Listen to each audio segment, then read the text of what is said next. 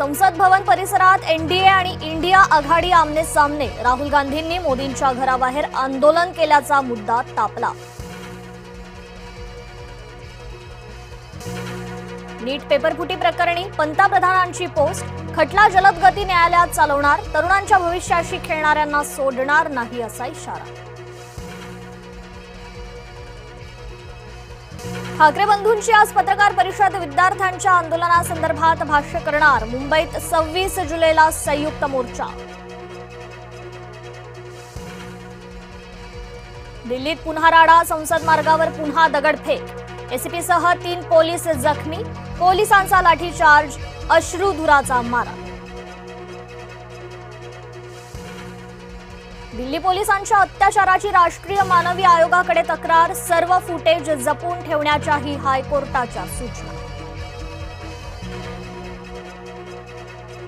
जंतर मंतरवर आंदोलकांकडून महिला पत्रकाराशी गैरवर्तन। भाजप खासदार मेधा कुलकर्णींकडून व्हिडिओ पोस्ट। कठोर कारवाईची मागणी।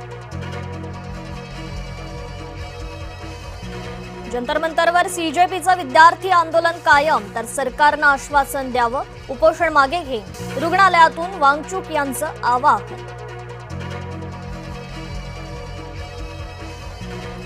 देशभरातून जंतर मंतरवर येणाऱ्यांचा ओघ सुरूच। नागपूर पुण्यातून जाणाऱ्यांची मोठी संख्या। धर्मेंद्र प्रधानांच्या राजीनाम्यावर आंदोलक ठाम।